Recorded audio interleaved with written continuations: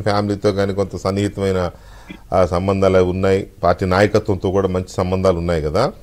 So ఇప్పుడు Telugu Desam party లీడర్గా ఉన్న మీరు, షర్మిల గారు ఆంధ్రప్రదేశ్ కాంగ్రెస్ పార్టీ బాధ్యతలు తీసుకుంటే దాని ఇంపాక్ట్ ఎవరి మీద ఉండే అవకాశం ఉంది? జస్ట్ మిస్టేక్ నేను మురళి గారు లేదు, నేను కొండు మురళి గారిని అడుగుతున్నా, మీ దగ్గరికి వచ్చిందా? ఓకే ఓకే, కొండు మురళి గారు, సారీ కొండు మురళి గారు చెప్పండి. కొండు మురళి గారు, దాని ఇంపాక్ట్ ఎవరి మీద ఉండే అవకాశం ఉంది? మీ మీద ఉందా? మీ మీద ఎంత ఉంటుంది? వైసీపీ మీద ఎంత ఉంటుంది? ఎలా ఉంటుంది? కొండు మురళి గారు మ్యూట్ లో ఉన్నారంట, చూడండి.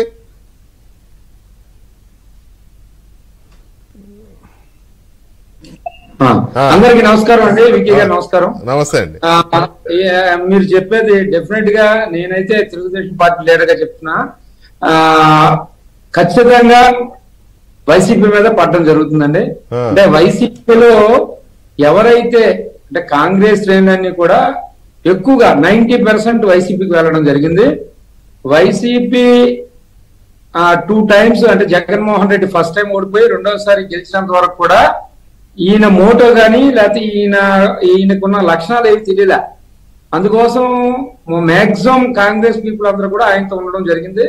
ఈ 4 సంవత్సరాల 8 మాసాల్లో ఆయన చేసిన కార్యక్రమాలు, ఆయన నియంత పాలన ఏ వర్గం సాటిస్ఫై లేకపోవడం, ముఖ్యంగా ఎవరైతే వైసీపీ నమ్ముకున్నారో బడుగు బలహీన వర్గాలు, ముఖ్యంగా ఎస్సీ ఎస్టీ మైనార్టీలు, వారికి సంబంధించిన అన్ని పథకాలు తీసివేయడం అయితేనేమి, అయితే వాళ్ళ అసంతృప్తి ఉందండి. చదువుకున్న వాళ్ళలో 90% అసంతృప్తి ఉంది. సో అలాగే ఎవరైతే వైసీపీని నమ్ముకుని లక్షల కోట్లు ఖర్చు పెట్టారో ఈరోజు సర్పంచులుగా, ఎంపీటీసీలుగా, జడ్పీటీసీలుగా, ఎమ్మెల్సీగా, ఎమ్మెల్యేలుగా పనిచేస్తున్నారో వారిలో ఒక అసంతృప్తి విపరీతంగా ఉంది. అయితే వారిలో మరి మా పార్టీకి రావడానికి కూడా తక్కువ ఛాన్స్ ఉంది. ఎందుకంటే మా దగ్గర ఆల్రెడీ ఫీల్డ్ ఎవరైతే బాగా ప్రజలతో సన్నిహితంగా ఉండి తప్పదు అనుకుంటే కొందరు తీసుకోవడం జరుగుద్ది. మిగతా వాళ్ళకి వాక్యం ఉంది కాబట్టి బహుశా ఖచ్చితంగా షర్మిల గారు పార్టీని టేకప్ చేస్తే ఎక్కువ శాతం కాంగ్రెస్ కి పోతారు వాళ్ళందరూ కూడా.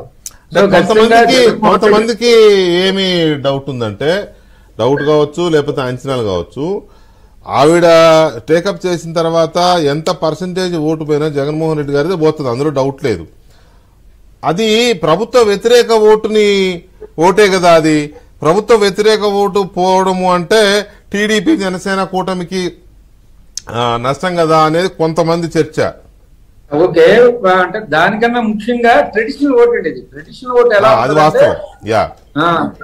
నాయకుడు మంచిగా ఉంటాడా చెడ్డగా ఉంటాడా అనేది ఆల్టర్నేట్ లేక ట్రెడిషనల్ ఒక దగ్గర ఉంటది. కానీ యాక్చువల్ ట్రెడిషనల్ ఓట్ ఏంటి వైసీపీకి?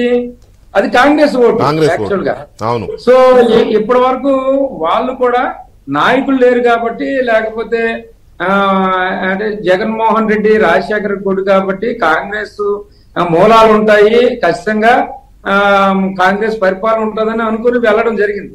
ఈ రోజు దానికి విరుద్ధంగా జరిగింది కాబట్టి డెఫినెట్ గా మన పార్టీ అంటే తెలుగుదేశం పార్టీకి అంటే ఎవరైతే అట్రాక్ట్ అవ్వరో తెలుగుదేశం పార్టీ ట్రెడిషనల్ గా దూరంగా ఉండాలంటారండి. అంటే మనం బాగా చేసాము చేయలేదని కాదు.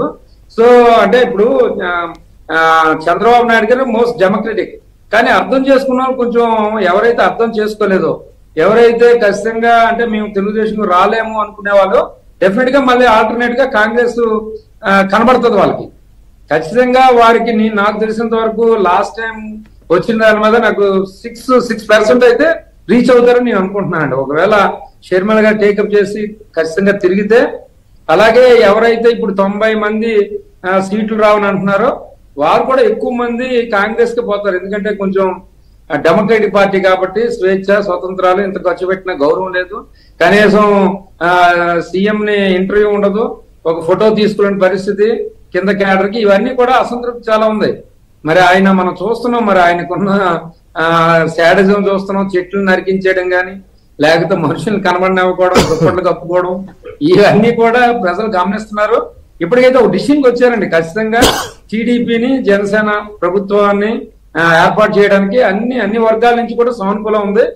ఇది కొత్తగా ఇది జరుగుతుంది అంటే షర్మిల గారు వస్తారా రారా అనేది మరి మనకు సంబంధించిన మ్యాటర్ అయితే ఇంకా పూర్తిగా రాలేదు కాబట్టి